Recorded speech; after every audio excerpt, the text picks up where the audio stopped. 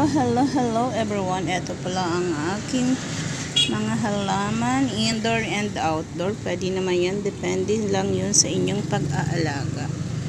But today guys, i-feature ko sa inyo ang snake plant on how to take care of it. Look at this one guys. Oh. Ito guys, tinanim ko ito isang dahon lang. And look at this now guys. Oh. May tatlo siyang supling. Dalawa yan guys. Oh. And ito yung isa. Oh, ito lang yung pinaprocred. Dito ko lang siya. Dito siya nanggaling. Nanggaling ko sa mother guys. At yan na. So, tatlo agad yung supling niya. Ito guys, ang tip ko kung gusto nyong dumami agad ang inyong snake plant. Ilabas nyo siya guys. Pero the moment after nyo siya matanim, huwag nyo muna agad ilabas. Siguro 1 week muna sa shaded area, and after that ilabas nyo na siya guys, kasi guys mas mabilis ang pagtubo ng snake plant kapag nasa outdoor siya. Mas mabilis siyang dumami at mas masaya siya, masabi siya doon.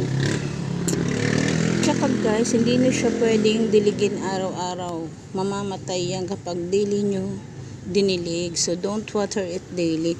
Water it kapag ganitong dry na. So mamayang gabi, I'm gonna water this one guys. Ayan guys, tip ko yan sa inyo on how to take care snake plant. Kasi yung mga halaman, depende yan eh. May mga halaman na gusto araw-araw, but the snake plant is no. At yung mga gusto magkaroon ng halaman pero tamad mag-alaga, this one guys is very suitable to you guys, kasi hindi mo to kailangan diligin na araw-araw. Ayan, mabubuhay siya at dadami kahit di mo siya water daily. Ayan lang guys. Ito pa to, may isa pa dito guys. Oh. Ito yung mas nauna. Oh, this one is called Black Star.